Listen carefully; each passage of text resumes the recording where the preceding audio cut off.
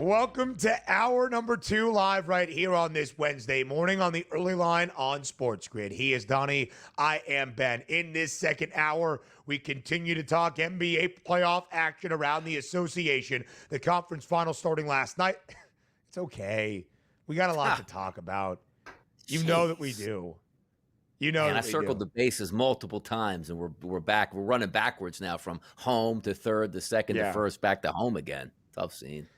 You know that we do. Unfortunate DRS, I guess, but the opening game of the Western Conference Finals last night in Oklahoma City, the Thunder, a huge second half, beating the Timberwolves by 30 in the final 2 quarters to win game number 1 by 26 in total. The coach, JY, James Young, will be here in this second hour to break it all down. He'll also be here to look forward to game number 1 inside the Garden tonight between the New York Knicks and the Indiana Pacers. Party like it's 2000. The Knicks' first time in the Eastern Conference Finals in 2.5 decades against a very familiar playoff foe, both in recent memory and, of course, for those rivalries in the late 90s and early 2000s. JY will be here in this second hour. Pete Jensen will be here to round out hour number 2. The reigning Stanley Cup champions looking that part last night. The Panthers, an impressive road ice victory in Carolina against the Canes in game number 1 out west tonight in Big D in Dallas between the Stars and the Oilers. That, the stage, DRS, for hour number 2. Yeah, big stage there at Madison Square Garden. We'll have fun talking about that. And also how many crazy fans will be in attendance outside the building, Ben, when it's supposed to rain all day here in the Northeast. How passionate are those Knicks fans here? And also how expensive are those tickets in Madison Square Garden for this round? And particularly if they make it into the finals here. That should be wild to watch out. The superstars, Ben, that are going to line the court, the former players, all the history of New York City, saying this is the Mecca of basketball and trying to prove it. We'll get down to all that business. But I just want to say one more thing. Like, we were talking about the tush push in Major League Baseball and having a good time. And people are saying right now, and rightfully so, like, who's the happiest person in the room? Is it Saquon Barkley? Look into this camera right now, people. Look in my eyes right now. Saquon is not getting a single goal line carry once again next year. So don't go thinking Saquon goes, that's 18 rushing touchdowns. He better get them all outside the red zone because Jalen Hurts will still be a touchdown merchant inside the 2-yard line. That play is never stopping. In its current form, the way it looks, yes. But after that, he is going to quarterback sneak his way to 15-plus touchdowns next year once again. DRS, we talked about the number for the Eagles, the reigning Super Bowl champs and the current favorites to win a Lombardi Trophy in 2025 as well. Would that change? Would that shift? Would it move back? Would we be less optimistic about the Birds in their title defense? No. The numbers that might change, though, anytime TD prices on Jalen Hurts and Saquon Barkley, we shall see if what we expect, the tush push, is banned officially later in the owner meetings today in Minneapolis. Let's set the stage for game number 1 on maybe the most significant stage in sports, the world's most famous arena, Madison Square Garden. Game number 1, Eastern Conference Finals tonight. The New York Knicks, the Indiana Pacers. A minus 144 outright price in favor of New York to win this series. And the familiarity, DRS, between these two franchises in this kind of significant playoff stage cannot be overlooked. Of course, in the late 90s, culminating in that 2000 playoff run, the last time the New York Knicks reached the Eastern Conference Finals, 6 of 8 years. Indiana and New York facing off in the postseason. The last time the Knicks were in the Eastern Conference Finals, they played these Pacers. They lost in 6 games. The last time the New York Knicks reached the NBA Finals, the season prior in 1999. Who did they beat in the Eastern Conference Finals to get there? These Indiana Pacers. But maybe you're a newer NBA fan and you're saying, who cares about the late 90s and 2000? Well, these two teams met last year in the second round of the NBA postseason. It was a sensational series that went to a 7th game inside MSG, and it was Indiana as a road underdog winning outright in that 7th game to get to the Eastern Conference Finals, a place they have now been 2 straight seasons. So DRS, you see that series outright number, it's pretty tight. How tightly contested is this rendition of the Knicks Pacers in an Eastern Conference Finals? Yeah, it looks like, again, same thing I talk about the Western Conference here. We're like, oh, blow out game number one. They probably going to be a short series. Still think it's going 6 or 7 games out west and have the same optics here on the East Coast. But now, having said that for the Knicks, like you line up tonight, you see that minus 144 price in the series. Knicks better win this game tonight because number one means like you have the 1-0 series lead. Okay, we're in command of the series. Home court advantage is still ours. You don't show up and play very well in this game. And I'm not talking about the Pacers coming in here with a 115-88 win, similar to what you saw, per se, for the Oklahoma City yesterday. But if the Knicks don't win, that pressure is going to mount so big inside that building and on this basketball team. Like, the pressure is off tonight for the Pacers. Like, this is almost feels like a must-win game number 7 for the Knicks in game number 1 of their series. They can't afford to lose this game because then the Pacers start going like, oh, yeah, we are the better team. Now we're going to beat you game 2 in your building, which the Patriots have done in the past year. And now we just have to split back in Indiana, and the series will be ours at this point. So I really like the New York Knicks tonight because I think their motivation a little bit differently than the Pacers. And nobody's saying the Pacers don't want to play well or win game number 1 because it doesn't matter. Yes, they do. But the importance for game number 1 for me on the Knicks is immensely higher than what it is on the Pacers because of how closely priced this series is. You can't lose tonight if you're the Knicks. You have to win this game. And by the way, I think they do win this game. It is interesting, DRS, right? Because through the entirety, basically, of that second round set against the Celtics, after stealing both games in Beantown, Game 3 on that Saturday felt like the biggest game inside MSG for the Knicks in 2 decades. Game 4's result, biggest win for the New York Knicks inside the Mecca in 2.5 decades. And then, of course, all culminating in game number 6 to earn that berth to the Eastern Conference Finals, quite literally the largest win for the Knicks in 25 years, to get to the conference finals once again for the first time since 2000. That mantra kind of carries over each and every time the New York Knicks are going to be at MSG the remainder of this postseason run, however long it lasts. The biggest game for the Knicks in 2.5 decades, in a place they have not been since 2000 against that familiar foe in Indiana. 4.5-point spread, by the way, in favor of New York for game number 1 tonight. A total on the rise ever so slightly. The over-under now stands at 224. To Donnie's point, the Knicks a favorite at home. Just the second time New York has been a favorite in their last 7 games, including game number 6 against the Boston Celtics in that second round series. Indiana has been a great underdog this year. We'll highlight those stats in just a matter of moments. But DRS, when you compare these two teams, there is so much to be said. Again, they know each other from last year. The Pacers deserve a ton of credit, having pulled off gentlemen sweeps in each of their first 2 series, taking advantage of some good injury luck, sure, but doing so rather quickly in 5 games against Milwaukee, in 5 games against the East number 1 overall seed in Cleveland. With the addition of Karl Anthony Towns in the offseason, the Knicks had the second best price to be here, to be in the Eastern Conference Finals. The Pacers, despite being the team to get there a season ago, 21-1. I think this is a very evenly matched set between Indiana and New York. Yes, I do. And it's going to be a great series all the way through. 2 really good starting lineups. And the best thing we're not talking about, Ben, in Eastern Conference Finals and the Western Conference Finals, injuries to star players. Keep everybody healthy. We'll have nice extended series. We'll have enjoyment here and a lot of good talking points here for both of those conferences. Our coach, Jay Wide, joins us next.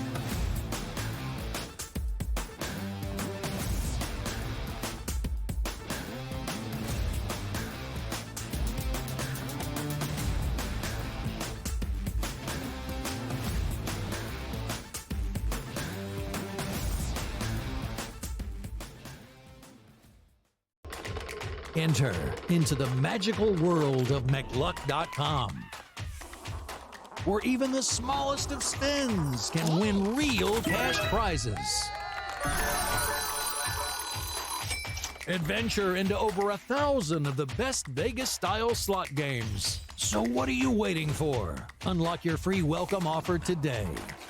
Join the fun where winners play and players win.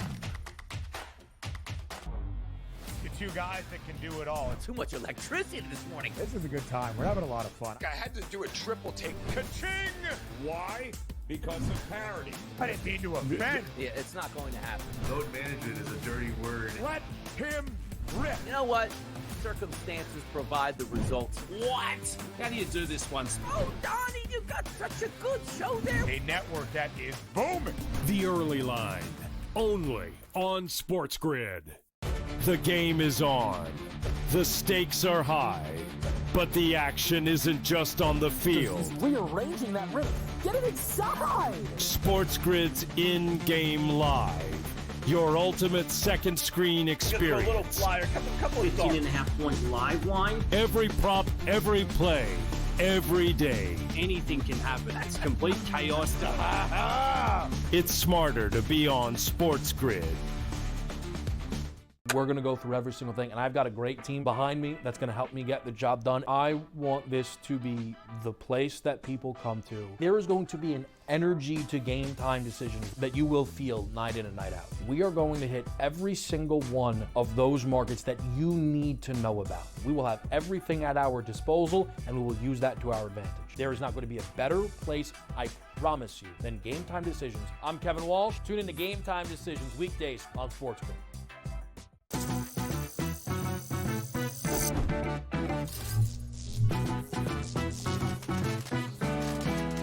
Did you know sportsbooks tend to draw up tighter bet lines for events that get even more bettors, like championship games or major matchups? My tip, try betting on less popular sports. You might have a better shot at beating those odds.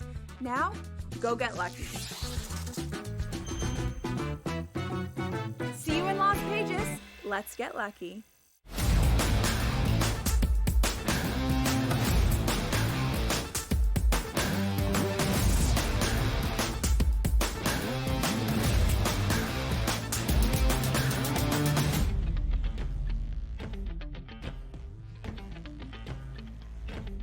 Live right here on this Wednesday morning on the Early Line on SportsGrid. There is so much to get to in Coach's scouting report for a Wednesday in the NBA postseason. A recap and a breakdown of what went right for Oklahoma City and maybe what went wrong for Minnesota in game number 1 last night of the Western Conference Finals. Before we look ahead and preview game number 1 of the Eastern Conference Finals tonight inside Madison Square Garden between the New York Knicks and the Indiana Pacers. JY, as always, we appreciate the time. Thanks for being here on TEL.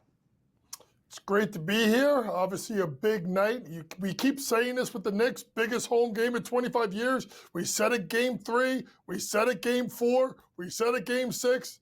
And we're going to say and talk about it a little bit later how it's the biggest game tonight.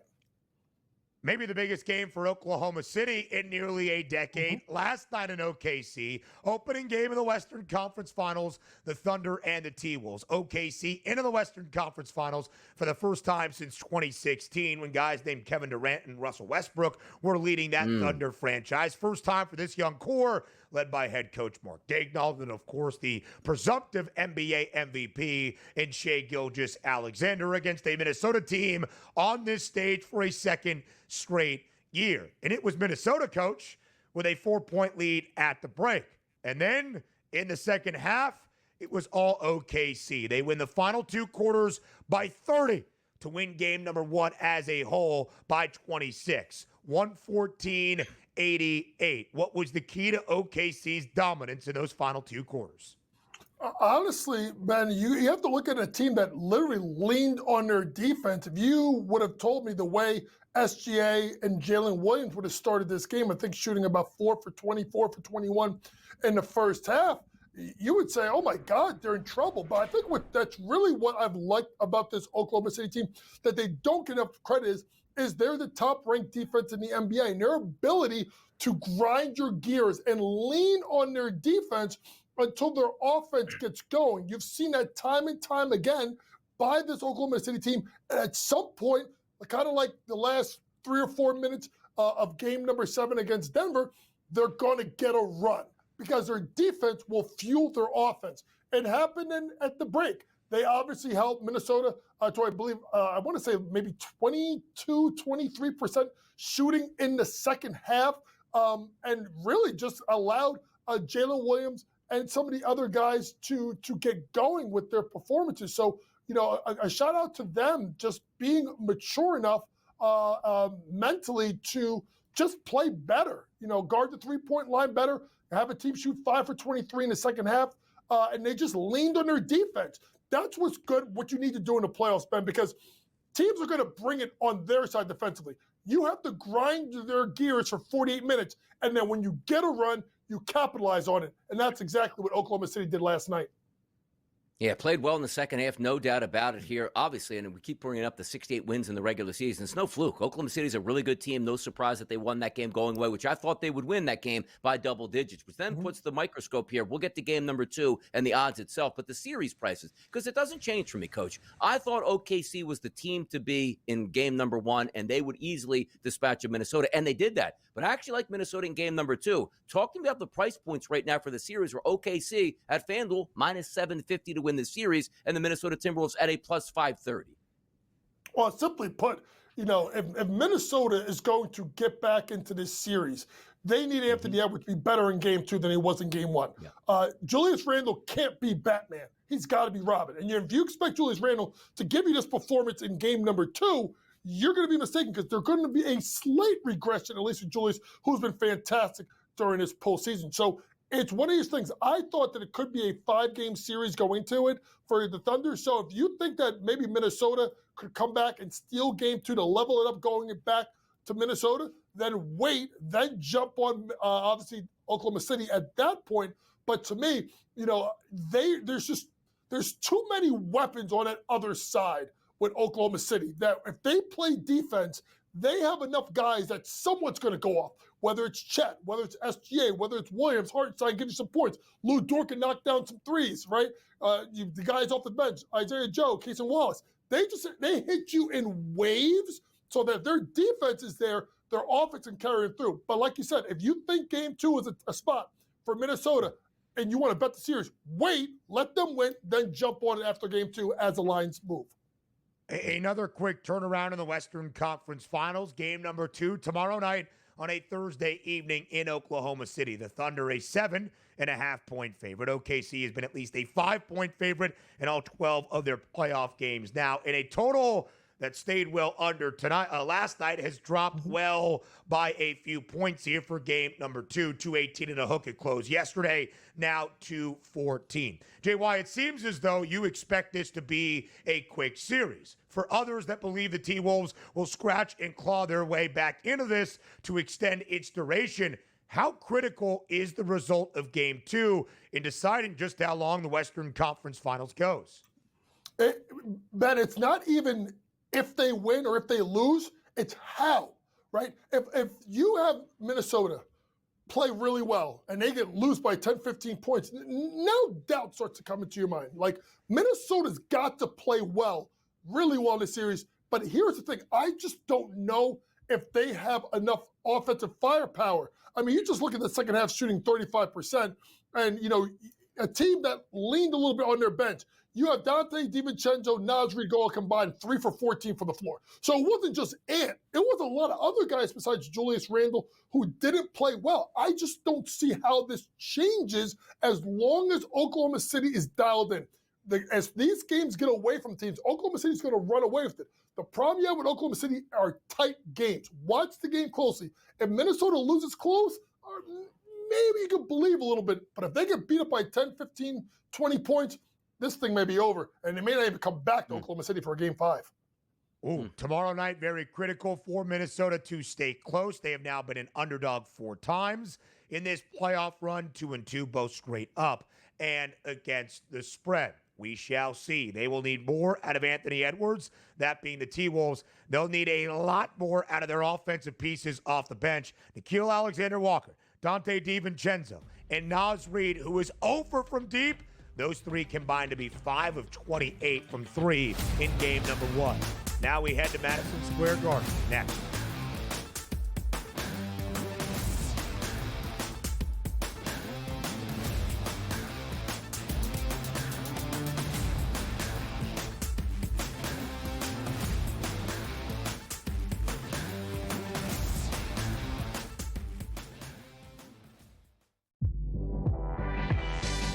Boston knew they were in trouble, Tom, But the most important thing is they fed off of their crowd, and in that third quarter, when Boston could have made a run, the Knicks just put that one last run together to put the game away. So it was good to see them, to round this all together, good to see them finally put all the pieces in place to close out the series and say, yes, we are playing our best basketball, because that's what they're going to need against the Pacers. Betting above the rim, only on SportsGrid. If you believe he should be in the Hall of Fame, there's, let's let him wait another 2 years. Wait, he's already dead at this point. Like, what are you waiting for? Another 2 to 3 years. He's either in or he's out. And sometimes you look at that too, Thomas, like you can't tell, the history of Major League Baseball without Pete Rose. Frankly, the writers have some standard that they want to hold players to, which seems to fluctuate on a player-to-player basis. So he should be in the Hall of Fame, but I'm not sure how quickly he'll get there. Pro Baseball Today, only on SportsGrid. You are a Pirates fan. I don't think you've got a reason good enough for me to be wearing Met stuff when the Mets are playing the Pirates right now. I don't think I'm gonna go, okay, I see it at the end of your explanation. I'm gonna put it on Vinny. I'm gonna put it on all the Mets fans. The Pirates won 2 in a row. They fired the manager over the weekend. A new era of Pirates baseball has begun. Game time decisions, only on SportsGrid. The two guys that can do it all. Too much electricity this morning. This is a good time. We're having a lot of fun. I had to do a triple take. Ka-ching! Why? Because of parity. I didn't mean to offend. Yeah, it's not going to happen. Load management is a dirty word. Let him rip. You know what? Circumstances provide the results. What? How do you do this one? Oh, Donnie, you got such a good show there. A network that is booming. The Early Line, only on SportsGrid.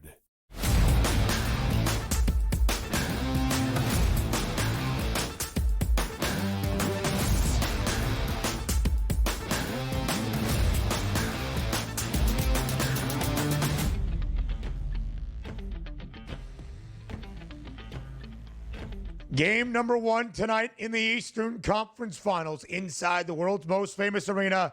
That's Madison Square Garden. A renewal of a long-standing playoff rivalry, both in the 90s and even as of last year. It's the Indiana Pacers and the New York Knicks. Our coach, J.Y. James Young, is here to break it down, to look at this series on its opening night, and of course, to go thoroughly through game number 1, the players that will impact the outcome and the flow that we will see tonight inside the Mecca. JY, let's start with the series overall. Expected to be tight. The New York Knicks, a minus 144 series outright favorite, but you see it there and what the odds makers expect. The most likely duration is a full 7 games at that plus money price. JY, at highbrow and at first blush here for this series, how competitive do you expect it to be between the Knicks and the Pacers? The complete opposite of the Western Conference.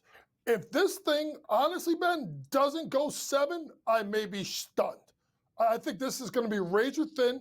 You have 2 competitive teams, 2 fan bases that hate each other. The rivalry runs way deep back to when they started playing against each other in the 1992 playoffs with the John Starks headbutt of Reggie Miller. You can keep going. You can go to 94 with the 25-point fourth quarter in Game 5. Knicks win Game 7. The finger roll in 95. Ewing gets hurt in a 4-point play. Knicks take him out in 99. Pacers get him back in 2000. The Roy Hibbert block on Carmelo Anthony. Yes, I have some beautiful memories, and I have some battle scars from watching this rivalry, and it's going to come out in full force. Ben, I expect this to be tight. I expect this to go 7. That's why the shortest odds for this series is 7, and that's why there's no reason for you to bet over 1.5 games at minus 188 unless you're going to parlay it with something else where you could get it close to even money in a parlay.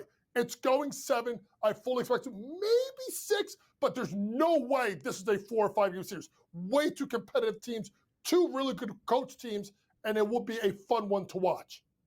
Yeah, Pacers getting a lot of respect here at the FanDuel Sportsbook to win this series at only a plus 122 price here. But if we do look at the series overall, Coach, give me maybe a player or 2 or a matchup that you are looking forward to watching, and maybe a team that has an advantage somewhere against the other team. Well, when you really kind of look at it here, to me, it's what you get out of Karl Anthony Towns. Karl Anthony Towns averaged 30 points a game versus the Pacers during the regular season. I think that's going to be the critical matchup that we see is how they guard Cat. Can he get going at the three-point line? So I think that's one thing you want to look at as possibly a series.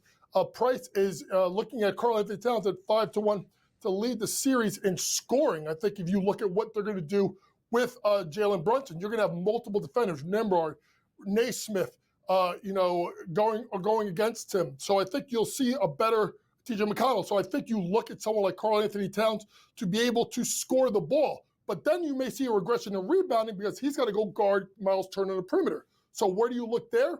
Look to Josh Hart possibly to lead the series in rebounding. Also because of the fact the Knicks may go double big at times with Mitchell Robinson has been effective during the playoff run. So look for someone like Josh Hart. It was at 6-1. It's already down to plus 440. Josh Hart, most total rebounds in the series. You see the tail of the tape in the comparison there. There is much history, both the long-standing history from the 90s into 2000. The last time the New York Knicks played in the Eastern Conference Finals, they lost in 6 games to the Indiana Pacers. The last time New York reached the NBA Finals was the year prior in 99. They beat the Indiana Pacers in the Eastern Conference Finals. And even that recent history between these two sides, a Game 7 last year in the second round, Indiana triumphant in a stunning way inside Madison Square Garden. In a budding rivalry, perhaps inside the ring, that would be the wrestling ring, between Jalen Brunson and Tyrese Halliburton, who, Coach, they have the two best prices, of course, to win Eastern Conference Finals MVP. Brunson, a minus money favorite. Where might you see some value in the ECF MVP odds?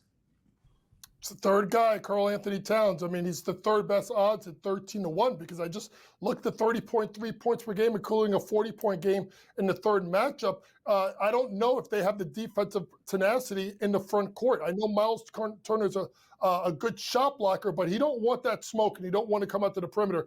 Cat 13-1. That could be a play for you to take for Eastern Conference MVP.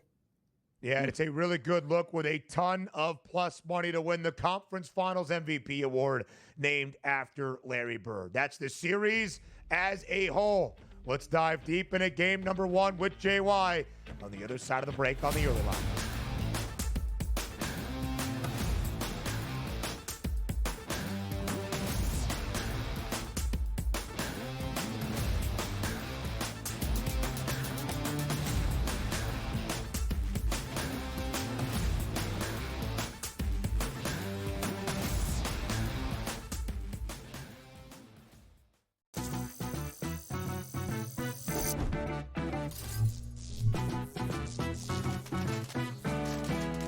Did you know sportsbooks tend to draw up tighter bet lines for events that get even more bettors, like championship games or major matchups? My tip? Try betting on less popular sports. You might have a better shot at beating those odds. Now, go get lucky. See you in Las Vegas. Let's get lucky. Chiefs Chargers in Brazil on Friday on YouTube. They're going to give everyone that game for free. They're so generous because the rest of the season they're going to fleece you for all your money. That's one, Scott. That division to me, based on what's happened to the Chiefs the last couple seasons, that division, the AFC West, could be up for grabs here. I know Chiefs fans think I'm probably out of my mind. Pharrell, Coast to Coast, only on SportsGrid. I actually like the fact that they went 7 games against a quality opponent here and still had to face adversity even in a game number 7. How are we setting up this next series with a rested Minnesota Timberwolves team taking on OKC fresh from the fight here? They had an extremely, maybe it's just too strong a statement to say, easier pathway than people thought, particularly because of their size. The early line, only on SportsGrid. The game is on. The stakes are high, but the action isn't just on the field. He's rearranging that ring. Get it inside! SportsGrid's in-game live. Your ultimate second screen experience. A little flyer, couple of 15.5 point live line. Every prop, every play. every day. Anything can happen. It's complete chaos. It's smarter to be on SportsGrid.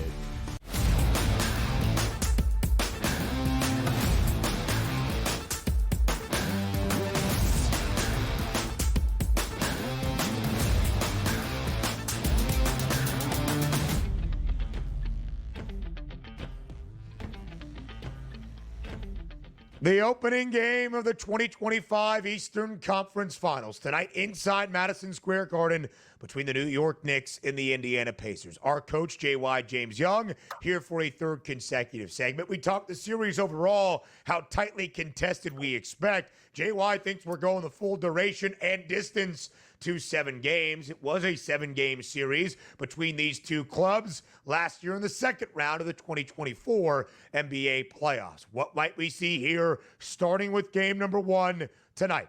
4.5-point spread in favor of the Knicks. The over-under stands at 224. JY, you expect a close and competitive series throughout. How does it begin tonight inside the Mecca? You know, Donnie made a good point before I came on talking about the pressure that's on the New York Knicks in this game. And there is immense pressure. When you have a 7-game series that's this tight, you don't want to give up home court advantage, and you definitely don't want to give it up after game 1. So there is pressure on the Knicks. What do I expect the most, guys? I expect this game to go over 224. Listen, Indiana is going to test New York in regards to the fact that Rick Carlisle is going to run 9 to 10 guys at tips. He's going to dare tips to probably give Deuce McBride. He'll get his minutes. Obviously, Mitch Robinson. He may force Campaign or Precious Achiuwa or Larry Shamet to give him a couple of minutes because Indiana's going to play up tempo. What also gives it the chance to go over 224 is the fact that all 3 games during the regular season went over this mark. And then you also look at the fact that neither team, the last team that was played was the Knicks on Friday night. We all talked about this should have been probably Tuesday, they should have played, but this is an extra day of rest for the Knicks as well. I think over 224 is a play. I expect it to get up and down. And if we expect a close game, guys, then we're also thinking stop clock fouls at the end of the game, which can give you more points.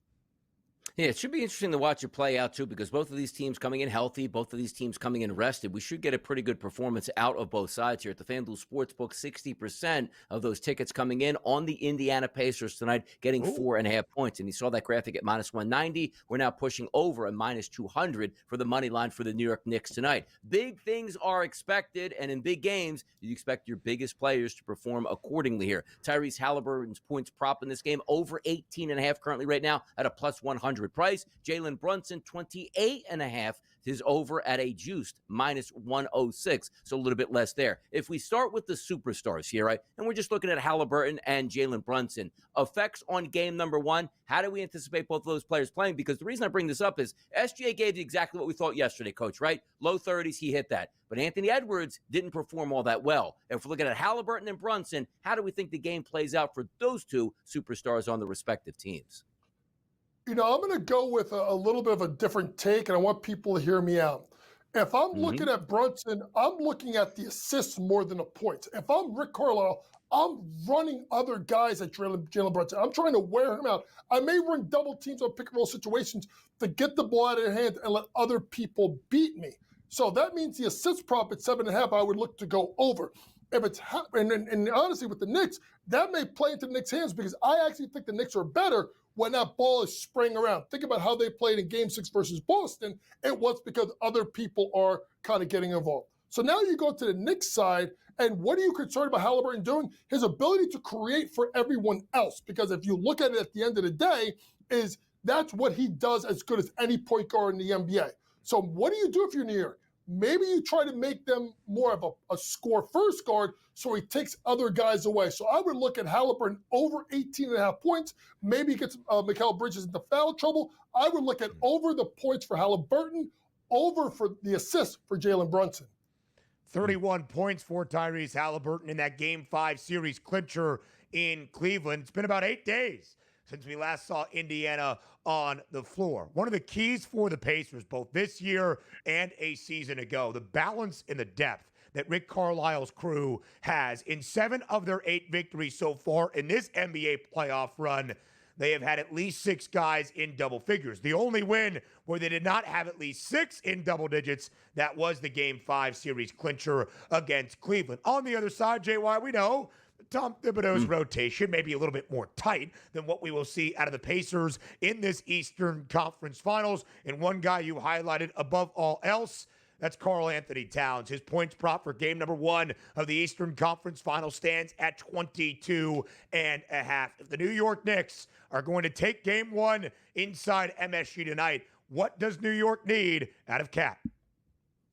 They need about 25 points. So I think you're going right to where I'm thinking about, right? That's over 22.5 points for Karl Anthony Towns. And like I said, averaged 30.3 points per game in the 3 series games versus Indiana during the regular season. So I look at Cat as looking the guy to go over. You also mentioned the bench play of Indiana. That's going to be a key. So the guy I'm looking at is actually a former Knick, and that's Obi Toppin. Over 7.5 points. I know he went under 5 of the 6 games in the previous series versus Cleveland. This is going to go more up and down a little bit. They're going to use Obi to kind of get out in transition and make run, which honestly forces the Knicks to get back and use their legs.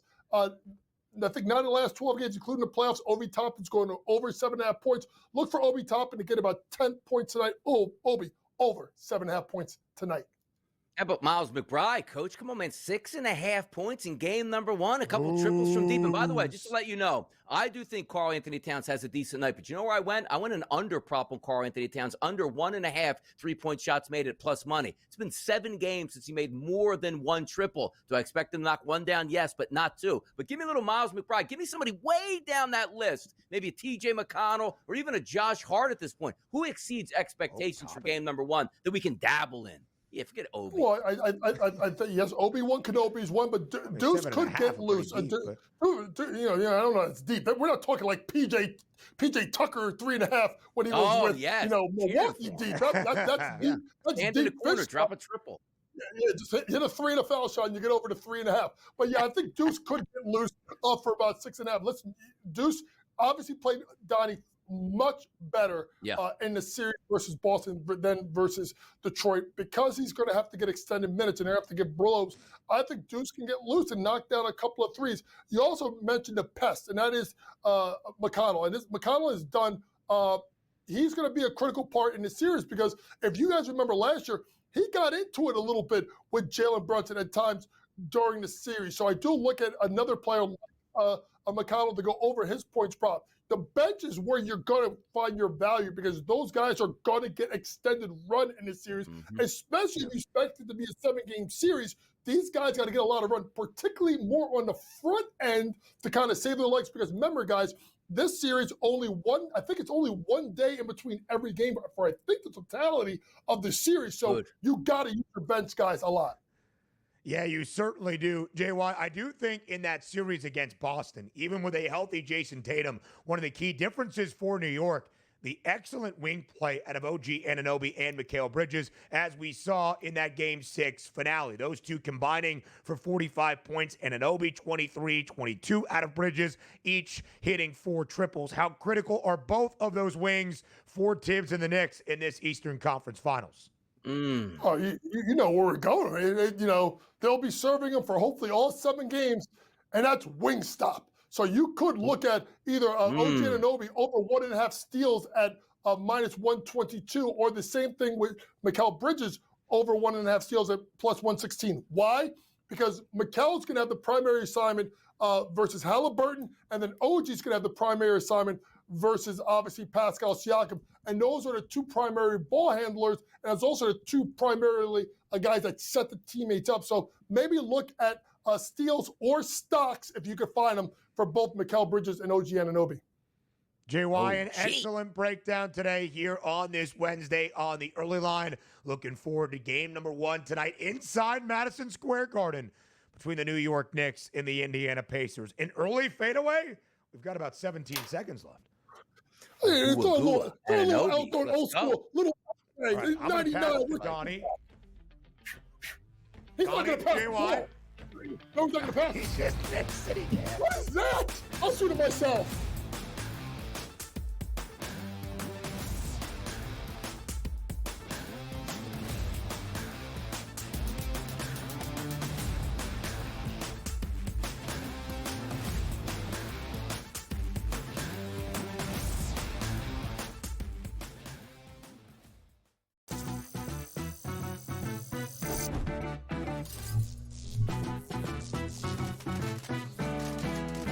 Did you know sportsbooks tend to draw up tighter bet lines for events that get even more bettors, like championship games or major matchups? My tip, try betting on less popular sports. You might have a better shot at beating those odds. Now, go get lucky. See you in Las Vegas. Let's get lucky. The Chiefs Chargers in Brazil on Friday on YouTube. They're going to give everyone that game for free. They're so generous because the rest of the season they're going to fleece you for all your money. That's one, Scott. That division to me, based on what's happened to the Chiefs the last couple seasons, that division, the AFC West, could be up for grabs here. I know Chiefs fans think I'm probably out of my mind. Pharrell, Coast to Coast, only on SportsGrid. I actually like the fact that they went 7 games against a quality opponent here and still had to face adversity even in a game number 7. How are we setting up this next series where they rested Minnesota Timberwolves team taking on OKC fresh from the fight here? They had an extremely, maybe it's just too strong a statement to say, easier pathway than people thought, particularly because of their size. The early line, only on SportsGrid. The game is on. The stakes are high, but the action isn't just on the field. He's rearranging that roof. Get it inside! SportsGrid's in-game live. Your ultimate second screen experience. A little flyer, couple of 18.5 points live line. Every prop, every play, every day. Anything can happen. It's complete chaos. It's smarter to be on SportsGrid.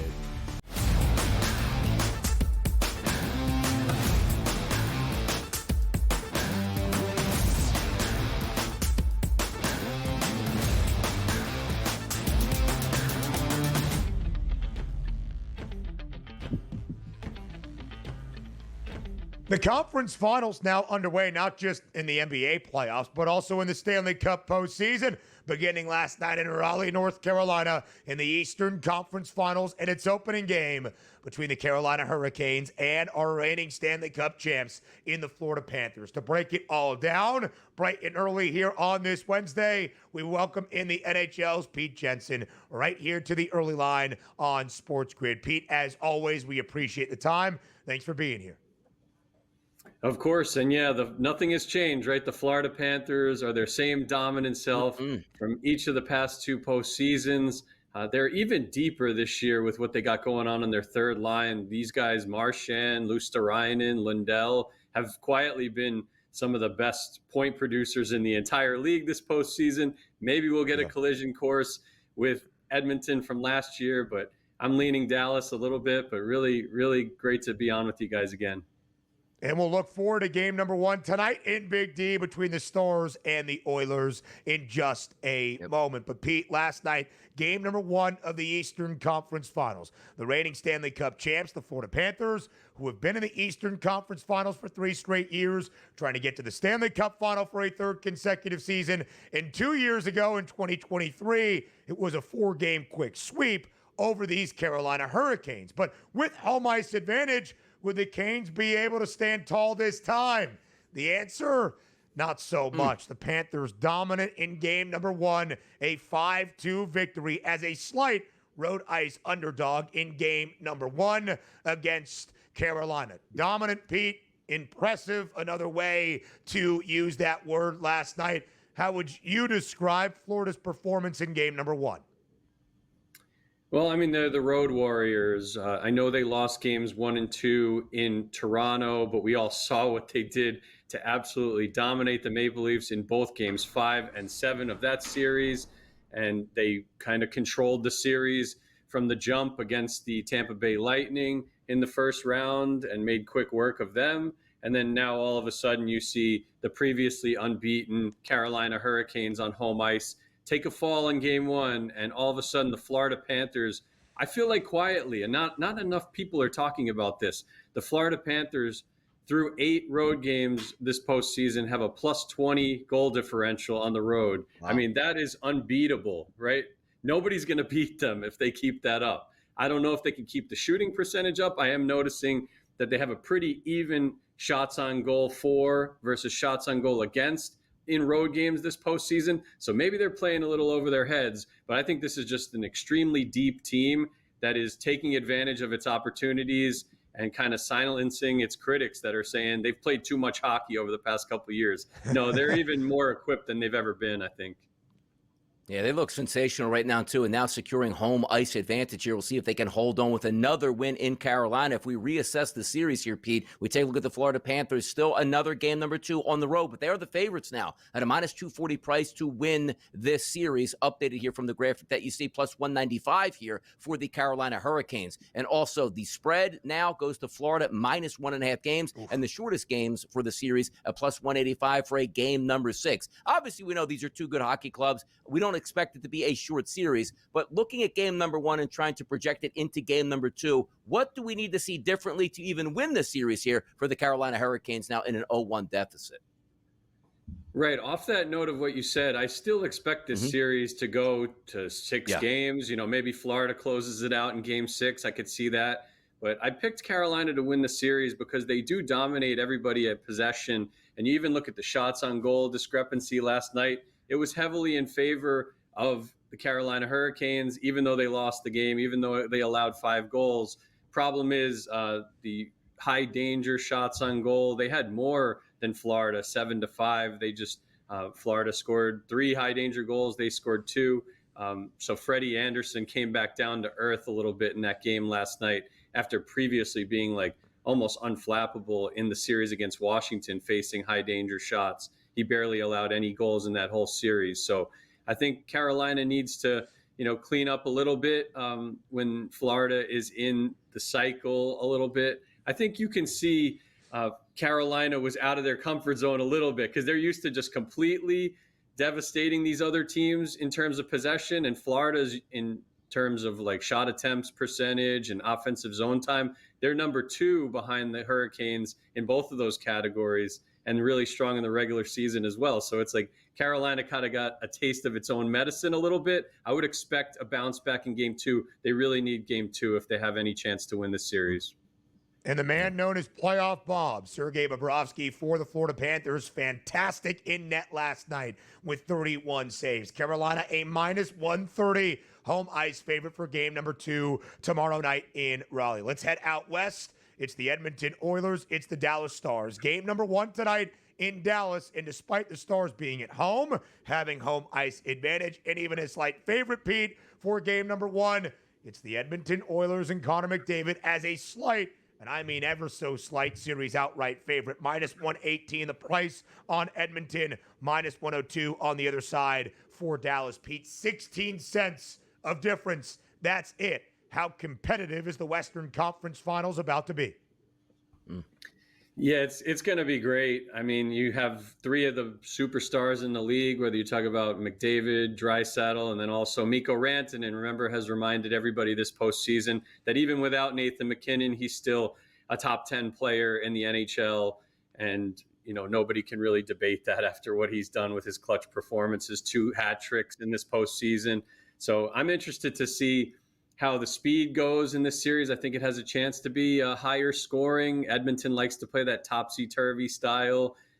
Curious to see how Stuart Skinner does with back-to-back shutouts. Is that going to continue? Probably not, but can he find enough consistency? That's a huge key. And also the secondary scoring. On paper, I give Dallas a sizable advantage in secondary scoring based on what I've seen for the entire postseason and regular season at large. But this playoffs, Edmonton has been a lot better with the Evander Kane coming back. Remember, he missed the whole regular season. He's injected some life into this team.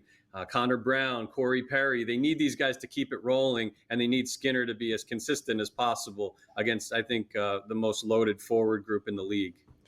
We'll talk game number 1 tonight in Dallas between the Stars and the Oilers with Pete up next.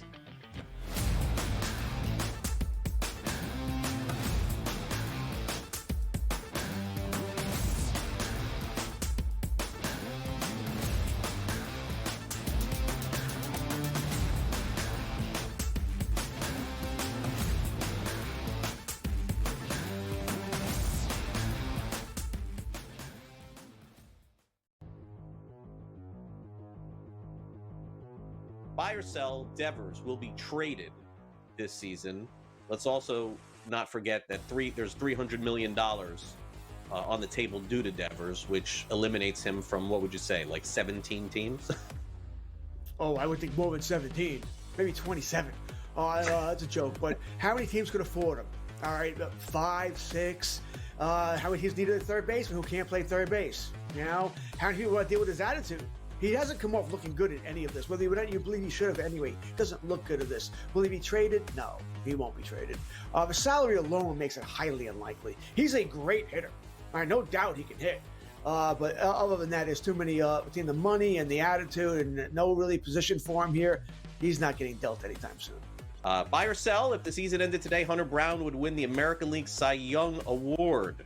Hunter Brown has been fantastic. All right, the guy that Craig's teasing, by the way, is Tariq Skubal of the Detroit Tigers here, who's certainly right up there with them. Max Fried for the Yankees has had a fantastic season. They finally lost a start where he pitched in against Seattle the other day. They'd won every start. He's been fantastic. The season ended today. Would Hunter Brown win the American Cy Young Award? I certainly couldn't argue it if he did. That being said, he's going up against Skubal, who won it last year, going up against Fried of the Yankees. My guess is that he'll need a year. You understand what I'm saying? He needs a year before he can get that kind of recognition if he's tied with somebody. If he's clearly ahead, then I think he would win here. But as of right now, would he win it? I'm going to say no. I'm going to say it would be probably Max Fried. Fantasy Sports Today. Weekends starting at 8 a.m. Eastern Time. Only on SportsGrid.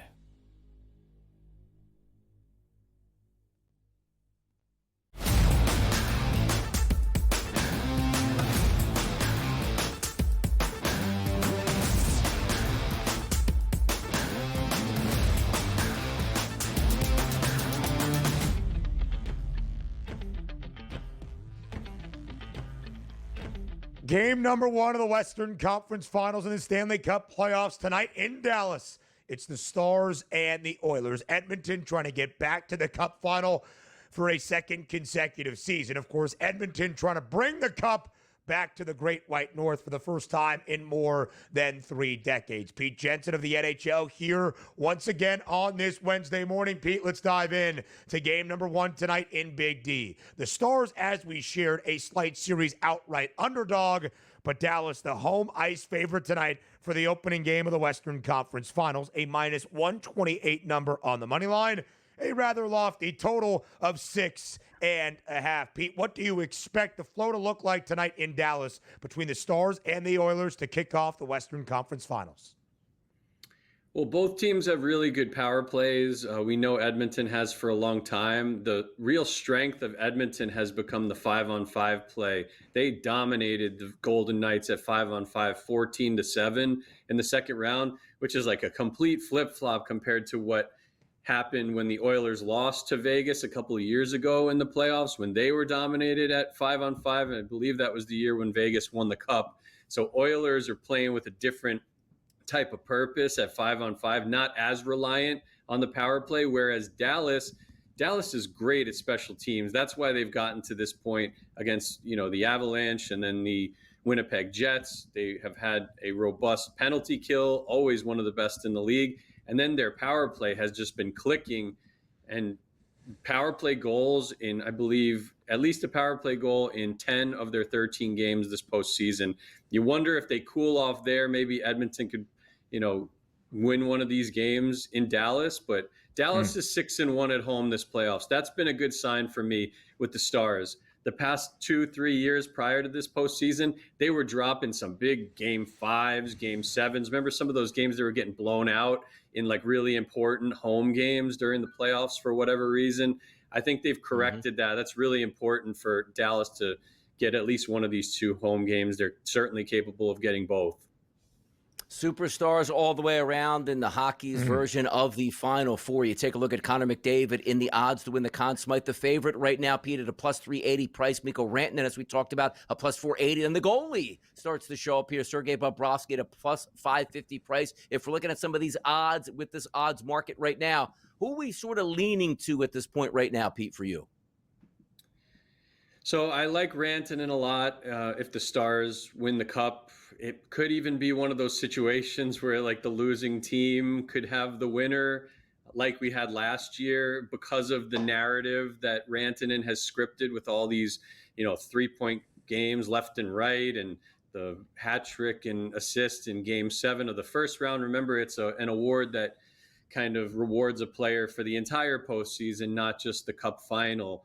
For Florida's end, I feel like people are sleeping on Brad Marchand. I mentioned that how good the Panthers have been at 5-on-5 and even strength points, and that third line. Luosterainen actually is playing on the third line with Marchand, and since the start of the second round, Luosterainen is leading the entire NHL in even strength points, and Marchand's right behind him. So Florida's one of those teams, they won it last year. They didn't even give it to one of their players. Always a tough team to pinpoint, but Marchand has been an excellent addition as expected after, a banged up regular season. He has been the best player for the Panthers so far this postseason. So maybe worth a long shot look there if you're looking at the Panthers to win this thing. Mikko Rantanen did not record a point for Dallas in Game 5 or 6 in the series win against Winnipeg. The horror we would expect. He is pretty good tonight on home ice in Dallas in the opening game of the Western Conference Finals. Pete, the updated Stanley Cup final odds with where the Panthers are with a dominant performance in Game 1, plus 175. The Oilers slightly in front of Dallas. Of course, they are the slight favorites to win the Western Conference Finals. Pete, are we about to see a rematch of last year's Cup final here in 2025? Could certainly happen, but not so fast. I like the Stars. They're being a little underestimated right now. Maybe it's because of reliance on special teams, or maybe it's just because everybody's hot on the Oilers, and McDavid and Draisaitl are playing out of their minds, and they're getting the goaltending. But I would give a distinct advantage in the crease to Dallas entering the series. And remember, they got through the first round without Jason Robertson and Miro Heiskanen. Both of those guys are back. Maybe Robertson's due to break through for his first goal of the playoffs in Game 1. And then I think that with Heiskanen, just him complimenting Thomas Harley. Thomas Harley, I think, has been the unsung hero of the entire playoffs offensively. And now they got Heiskanen back. So a really difficult beast to tame. Pete, we appreciate it always. Hour 3 next.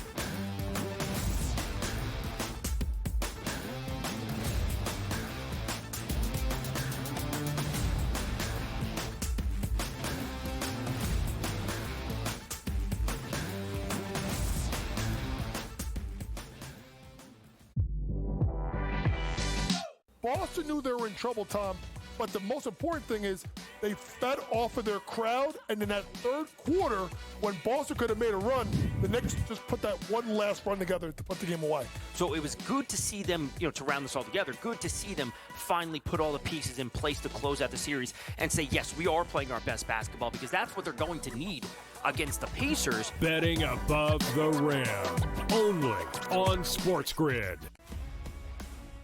If you believe he should be in the Hall of Fame, there's, let's let him wait another 2 years. Wait, he's already dead at this point. Like, what are you waiting for? Another 2 to 3 years. He's either in or he's out. And sometimes you look at that too, Tom. It's like you can't tell, the history of Major League Baseball without Pete Rose. Frankly, the writers have some standard that they want to hold players to, which seems to fluctuate on a player-to-player basis. So he should be in the Hall of Fame, but I'm not sure how quickly he'll get there. Pro Baseball Today, only on SportsGrid.